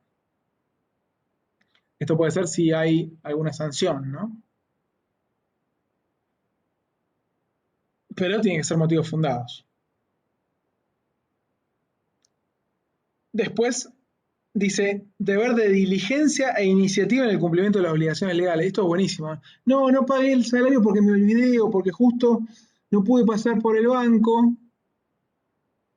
Entonces no tengo plata para pagar el sueldo. No, flaco, es un problema tuyo. Vos tenés que ser diligente en el cumplimiento de las normas. Tenés que pagar dentro del cuarto día hábil. Por ende no tuviste diligencia. Entonces, deber de diligencia e iniciativa en el cumplimiento de las obligaciones legales. No te la tiene que venir a exigir el trabajador, págame el sueldo. Es tu obligación. Es una falta.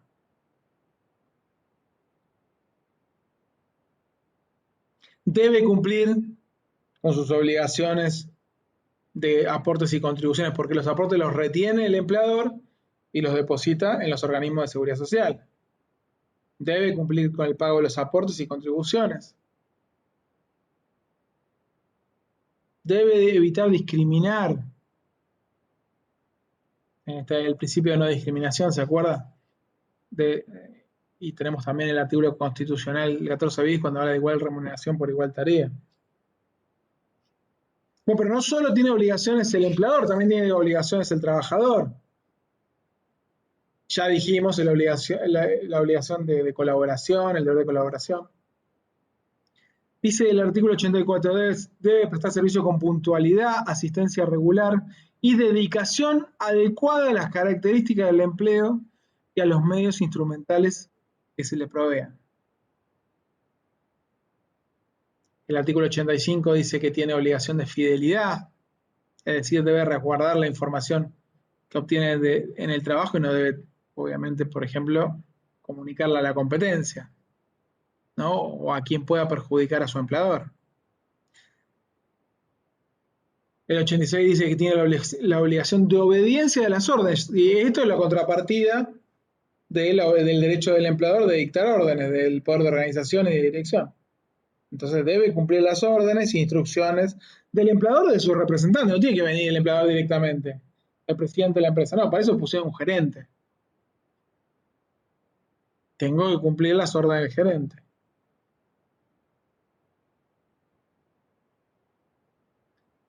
Debe abstenerse de ejecutar negociaciones por cuenta propia o ajena que pueden afectar intereses del empleador. Por ejemplo, si le exijo un emolumento a alguien por una gestión y no le digo nada al empleador. No, bueno, el precio del producto es ese. Si yo incorporo una parte que sea para mí y que no está pactada, evidentemente es una negociación por cuenta propia. El 89 dice que el trabajador debe prestar auxilio en caso de peligro grave o inminente para la persona o cosa del empleador. Es responsable por los daños que se produzcan por dolo o culpa grave, o sea, intencionalmente o por culpa grave en los bienes en el ejercicio de sus tareas. No cualquier negligencia, tiene que ser una culpa grave. O sea, digo porque a veces vemos los casos de que vamos a un restaurante o un bar que a un mozo o una moza se le cae un vaso y se lo hacen reintegrar. Si está cumpliendo su tarea o se chocó justo con alguien, la verdad que no podemos hablar de una culpa grave. Y sin embargo, habitualmente se les descuenta de manera ilegal del salario, porque no es cualquier negligencia. ¿Eh? Es una culpa grave, dice la ley. O sea, tendría que estar revoleándolo para que se le cobre. Sin embargo, es habitual acá la violación de la ley cobrándole el reintegro, ¿no? de las cosas que rompen en el ejercicio de su tarea. Y el trabajador obviamente tiene derechos. Tiene derecho a exigir de manera oportuna el pago de la remuneración, derecho a las invenciones, como hablábamos hoy, es la contracara de lo que hablábamos antes.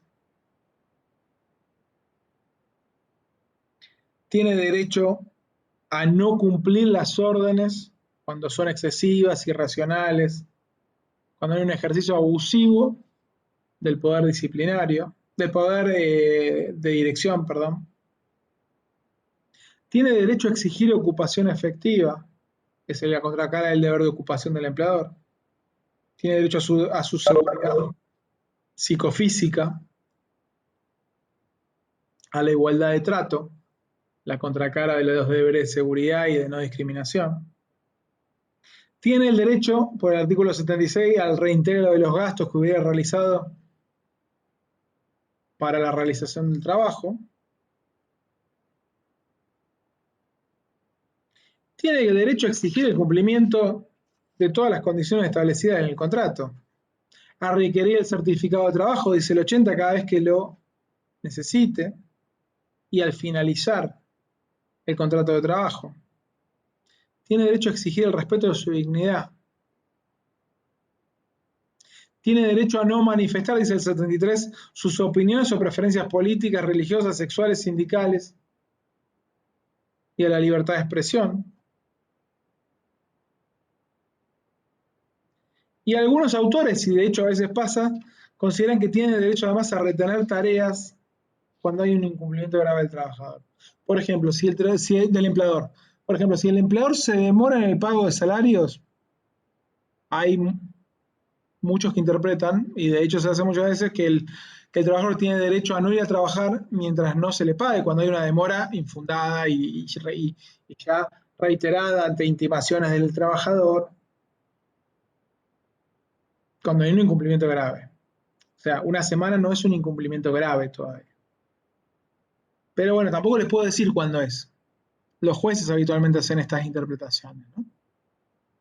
De cuándo estamos en presencia de un incumplimiento grave que habilitaría de alguna manera al trabajador a eximirse de trabajar o a retener tareas. Todo esto está en la ley de contrato de trabajo, fíjense, entonces está en los artículos 62 en adelante, hasta el 88, 89, y hay otros artículos hasta el 88, me parece, 89.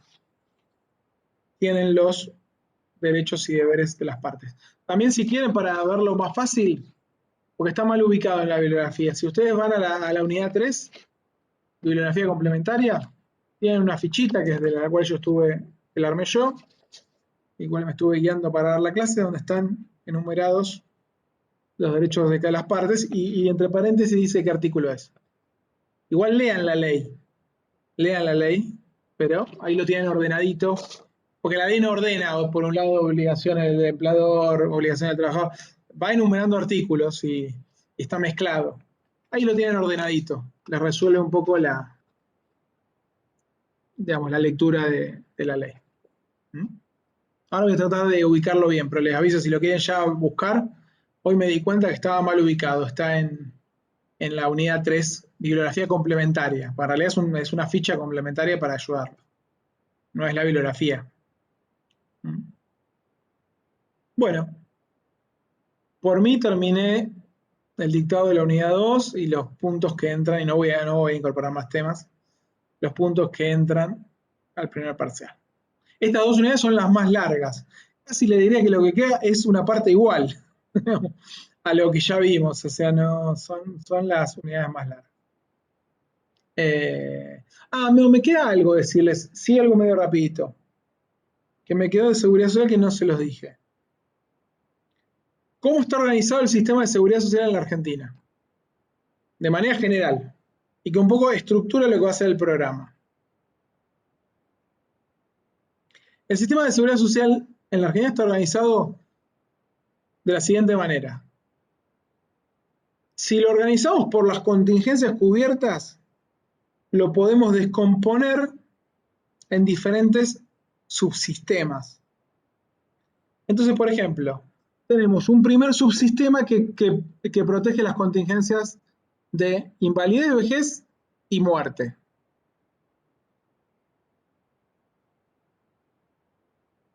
Este subsistema está administrado por la ANSES y las prestaciones son jubilaciones y pensiones. Bien. Tenemos un segundo subsistema que tiene que ver con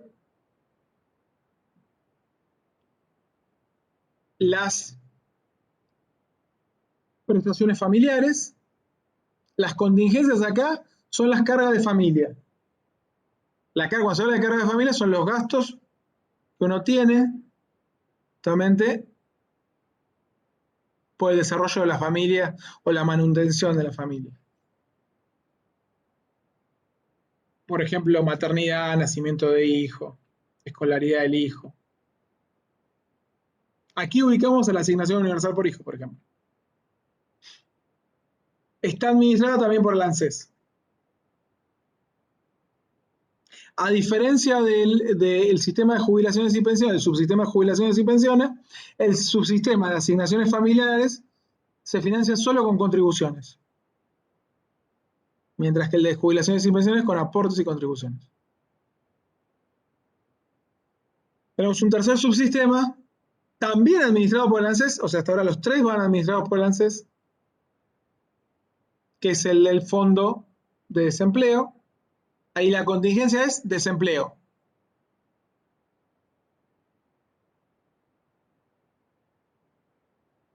La prestación es una prestación por desempleo, también la administra el ANSES, financiado por contribuciones patronales.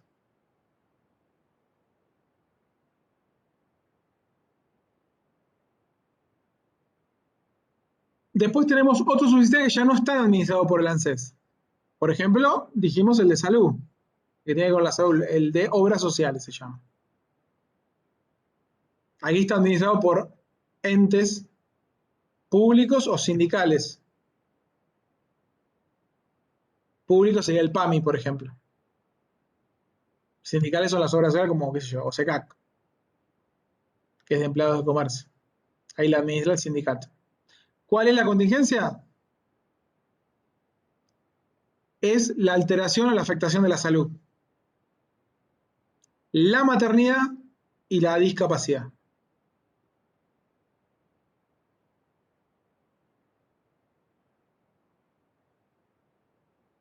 A veces se pueden combinar con la vejez, por ejemplo en el caso del PAMI. Tenemos cobertura sanitaria, pero combinada con la contingencia de vejez, porque va dirigido a determinados titulares de derecho.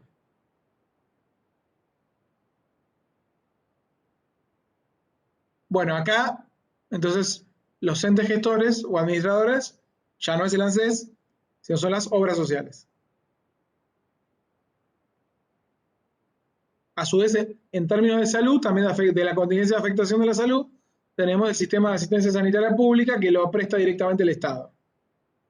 Con servicios. Las prestaciones son servicios que dan los hospitales públicos.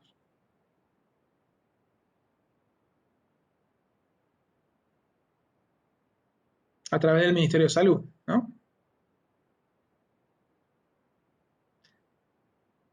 Después tenemos otro subsistema que para algunos no es propiamente seguridad social,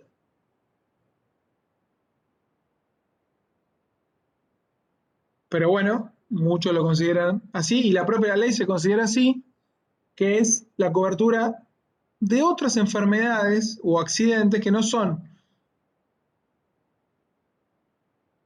que tienen que ver directamente con el trabajo. Son las llamadas enfermedades y accidentes del trabajo. O sea, no es lo mismo que yo me quiebre afuera del trabajo que me quiebre durante el trabajo. Bueno, este segundo es un accidente de trabajo. O que yo me contagie una enfermedad en el trabajo o fuera del trabajo. Bueno, acá la cobertura no es de las obras sociales. Acá la cobertura son servicios, o pueden ser bienes también, o pueden ser medicamentos, por ejemplo, o prótesis, o silla de rueda.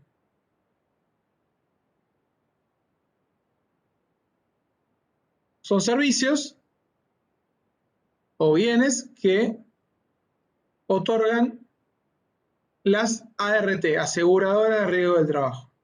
Son privadas. También incluyen, como pregunta acá Janina muy adecuadamente, los accidentes que se hubieran realizado o que hubieran ocurrido no solamente en ocasión del, dice que la ley, por el hecho o en ocasión del trabajo, sino también en el trayecto. ¿Bien? Y con esto termina si hacemos el repaso. Ese es el subsistema de riesgo de trabajo. Ente gestor o administrador, las aseguradoras de riesgo de trabajo. Acá estoy. Tenemos 10 minutitos. Profe, disculpe que lo interrumpa. Vale, lo Primero que eso quieran. Me quedo hasta las 12 de la noche si quieren. No tengo problema. Bueno, primero eso respecto al repaso. Segundo, Sí. tenemos dudas con respecto al texto de Grisolia. Hay algunas confusiones en cuanto a qué capítulos, porque hay en el, digamos, en el Drive o en la, ¿cómo es en Aula Web, está una parte del texto, después algunos compañeros tenían otro texto, o sea, si podrías aclarar, porque el que hay es como muy denso en cuanto a cantidad de hojas, no sabemos si es eso o no, ¿qué es lo que iría? Déjenme mirar un poquito. Ok. Parece que hay algún error en el drive, ya lo miro para clarificar. Perdón que interrumpa. Yo busqué el texto de Grisolia directamente de tipo de internet. No sé si te sirve así y los capítulos los comparé con lo que están subido ahí y es lo mismo. Sí, No sé hay si que te tener cuidado sirve. porque hay dos ediciones, entonces por ahí no coincide el número de No, capítulos. no coinciden, Claro. por eso. Pero bueno, yo creo que tenés que buscar la temática, ¿no? Si vos mirás los puntos del programa, te vas a dar cuenta, aunque claramente no sepas cuáles son los capítulos, haces una ojeada de los títulos y te vas a dar cuenta claramente cuáles son, pero déjame ver a ver cuáles pusimos acá. Si coinciden con lo que tenés vos, Lu, ahora lo que diga el profe, después me lo pasás o hablamos y me decís de dónde. Sí, no, escribime. Dale. En el que yo encontré, por ejemplo, el capítulo 10 habla de otra cosa y el que habla de los derechos y deberes de las partes es el 7. Claro. Así que sí, hablamos. Sí, hay diferencias en la... Esperen que estoy abriendo. Hay diferencias, no sé por esta, no me abría. Grisolía, principios de derecho del trabajo.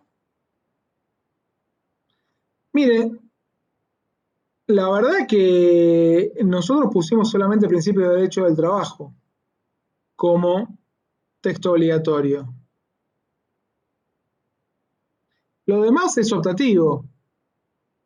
O sea, ¿por qué en el Drive está solamente principios de derecho del trabajo?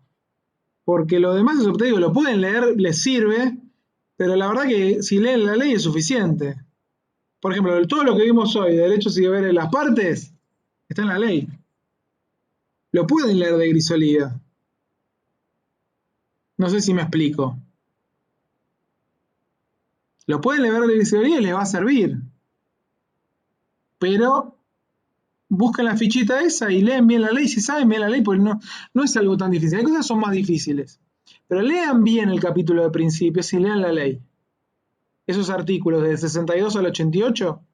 Y después lean el artículo 23, donde está el principio de realidad. O sea, los artículos donde están los principios, lean. El artículo 8, 9, 12. El 12, que está el principio de irrenunciabilidad. ¿Mm? Está bien, por eso acá me pone 3 y 4. Está bien lo que le dice la profe. Esos capítulos van. En su momento no los habíamos puesto como obligatorio porque les sirve la ley. Ahora, si leen Grisolía, se van a organizar mejor. ¿Mm? Bueno, capítulo 9 en la otra edición. Yo creo que no es algo que necesiten leer necesariamente, pero Grisolía puede ser les puede ilustrar bien. No lo habíamos puesto como obligatorio en el Drive, nada más, pero les sirve. Lo que sí va obligatorio, porque eso no lo pueden sustituir, son los principios. Como son elaboraciones más conceptuales, no la van a encontrar en la ley. Obviamente que está, pero es una elaboración conceptual. Eso no pueden evitar de leerlo. El capítulo, no sé cuál número es, pero el capítulo de principios de derecho del trabajo no pueden evitar leerlo. Y ahí el principio de realidad, digamos, ese necesariamente lo van a tener que hacer. Si quieren, no llegan. La parte de derechos y deberes, lean la de la ley. Si tienen más tiempo, se van a la bibliografía optativa o complementaria que es sobre derechos y deberes. ¿Qué más?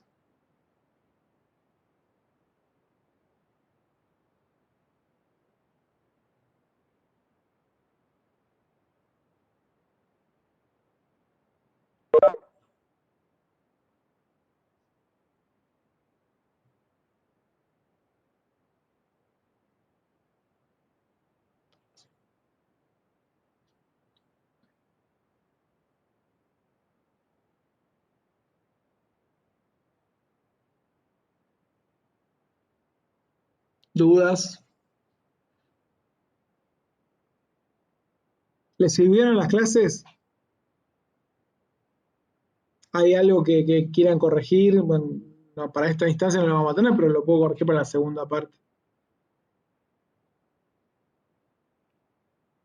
De mi parte, profe, a mí me sirven. Yo por ahí a veces me pierdo, pero yo recurro siempre al video que subís de la clase y a mí por lo menos me sirve así y también lo puedo, tipo, si no lo entiendo por ahí lo escucho dos, tres veces, pero me sirve que estar en la clase y la verdad que sos clarísimo, yo te entiendo. Yo trato de exponer incluso cosas que por ahí no están en la bibliografía, contextualizarlo históricamente. A veces es difícil eso, ¿no? La ley el estudio de la ley no es simplemente el texto legal, ¿no? Es entenderlo en su dimensión política, social, económica. Sí, aparte como que es claro porque son como conceptos de lo que venimos estudiando, que es súper amplio, esto es como muy conciso, digamos, es principio tal, tal, tal y hasta ahí, digamos, Ah, como que no tiene mucho. está buenísimo esto que decís, Delfina. La forma de estudiar derecho es así, digamos. Ahí hay una diferencia. Habitualmente en lo que ustedes estudian, yo también tengo una trayectoria posterior a ser abogado a dedicarme a las ciencias sociales. Pero la formación de abogado me dio a que entender que la ley, y esta es una materia normativa, que lo primero que tengo que saber son los conceptos de manera estricta, con términos estrictos. No es sustituible un término por otro. Y ahí necesitan un poquito de memoria.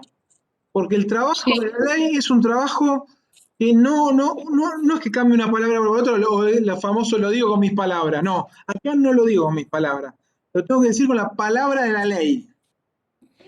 Entonces, lo lamento, yo sé que es engorroso para quienes vienen trabajando en ciencias sociales que no sean derecho, donde por ahí uno tiene más márgenes de cambiar o sustituir una palabra, un término por otro. Acá no. El término es el que dice la ley. Porque a veces ese otro término que usted usa para sustituir en derecho tiene otro significado. El lenguaje jurídico tiene a veces definiciones distintas del lenguaje de otras disciplinas o del lenguaje habitual, ¿no? No, profe, puedo, no voy a prender la cámara porque es muy tarde, pero me parece que No sé cómo estás en pijama, no sé por qué. es muy No, es un desastre en mi Pijama casa. de patitos. Es muy organizativo. A mí me organiza mucho la clase y me parece que, nada, la organización vence al tiempo y para poder encarar el parcial del viernes es como dice la compa, que ir a los videos es algo que lo dinamiza mucho y esto de que sea súper concreto también me parece que es súper necesario para nosotras, para el tema de encarar el derecho, porque si no, si estamos siempre volviendo a los pasos de de tratarlo de entender también desde nuestra disciplina. O sea, me parece que primero tenemos que tener como la cosa concreta, como el mecanismo bastante aceitado, como para después poder ir a llevarlo a nuestra disciplina y poder analizarlo o poder hacer otro tipo de ampliarlo.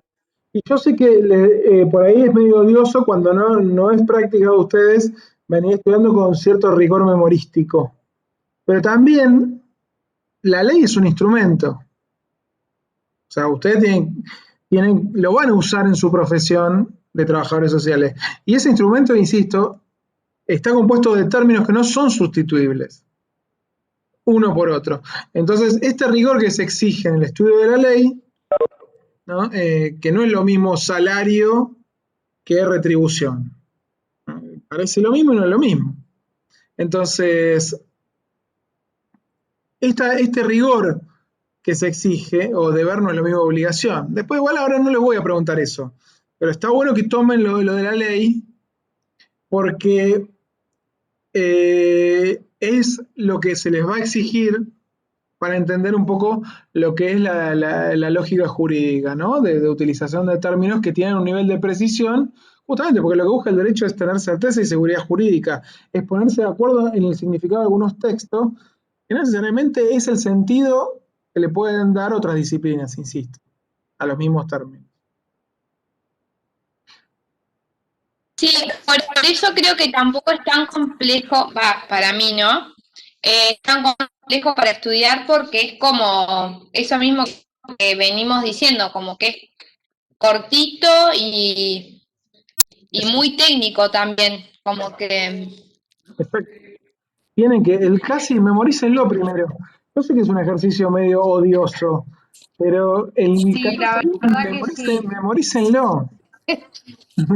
Es así. Perdón que no coincida, pero a mí me cuesta bastante Ya como sé. que A mí, yo les me confieso, embola a mí me y me reembolaba, cuesta. yo me aburría estudiando derecho. Pero ¿saben qué? Cuando terminé la carrera dije, qué bueno que es saber derecho. O sea, el derecho es más lindo saberlo que estudiarlo. Es, como decís, envolante, es absolutamente envolante. Pero después es una herramienta con una potencia, no solo para los abogados, sino también para los trabajadores sociales. Insisto, es ahí, es en esos términos donde se juega la protección, donde se juega la aplicación de una norma y donde se puede jugar para ustedes estrategia de intervención, ya sea para aplicarla de una manera o de otra ley, sabiendo el término que están utilizando. O sea, ¿por qué aplico la ley? Bueno, porque se corresponde con un término que yo conozco cuál es. Y ahí juego con el sentido que le puedo dar ese Sí, es término que que se le da. indefectiblemente hay cosas que hay que saberlas y que nos van a servir de instrumento y las leyes hay que saberlas. Es Eso es utilitario, claro. es Sí, utilitario. sin hablar. En ese sentido, si yo por ahí lo que aportaría como crítica constructiva, profe, por ¿Sí? favor, no es ¿Cómo no? personal para nada, No, es por ahí el tema de que, o al menos a mí me pasa, por ahí no lo comparten el resto de compañeros y está perfecto, me pasa a mí, por eso lo comento, no hablo por todos, pero se me hace bastante como pesado poder seguir, no que vos seas pesado, sino tanto horario, digamos, seguido en el tema del teórico, llega un punto que ya no te sigo, pero no te sigo no porque vos seas un embole, sino porque no puedo, me disperso, llega un punto que me dispersé, me fui a otro planeta y ya no te... disculpa, esas Se son hace, las mías, no las puedo arreglar. Voy a hacer, no, pero mejorar. como que es el tiempo, quiero decir, de concentración para estar 2 horas siguiendo el teórico, se hace pesado. Por ahí lo que estaría, se me ocurre, no sé, digo, es hacer como un momento más que de consultas, o no, más que o de descanso, o si no, de hacerlo como una dinámica más de ver casos particulares, o ver cómo podemos interactuar nosotros, no sé. En esta segunda parte vamos a hacerlo más así. Pero en esta primera parte era muy conceptual, necesitaba hacer un recorrido más histórico. Van a ver que ahora vamos a ir con temas más prácticos, ya vamos a ir flexibilización Por ahí no les laboral. gusta lo que estoy diciendo, no ¿No? sé, es mi opinión, pero Vale. a mí, No, yo también te acompaño, compa. bueno, ok. Te acompaño. Me siento que ya somos dos, Delphi. Entonces, Lamento en esta parte que es muy difícil porque son más temas conceptuales, históricos.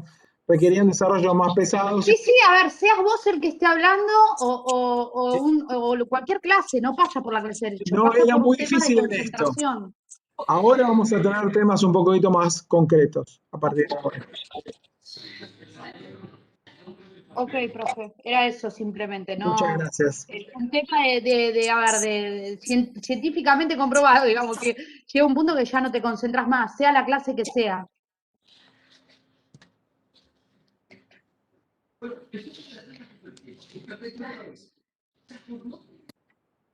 ¿Sí, dudas? ¿Más?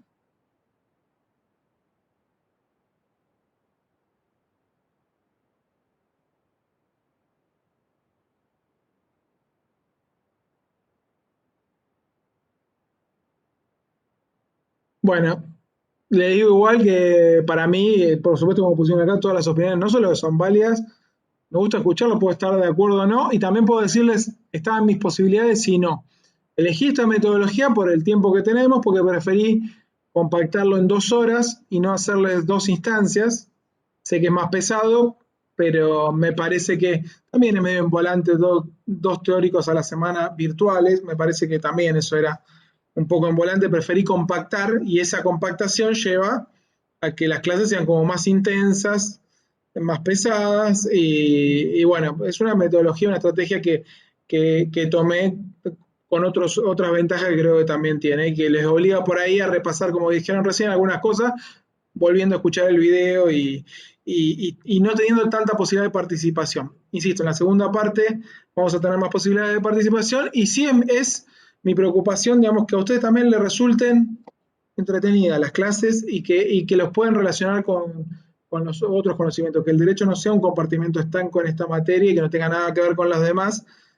He tenido en mi trayectoria académica una formación integral y trato de plasmarlo en estas clases, espero poder hacerlo de la mejor manera y bueno, y espero que tengan el mejor examen posible y que estudien, que esa es la única estrategia adecuada para poder aprobar, de manera que les va a ir muy bien.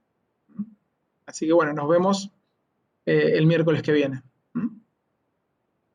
Que tengan muy Gracias. buen viernes. Gracias, profe. Gracias. Adiós. Buenas noches. Buenas noches. Saludos.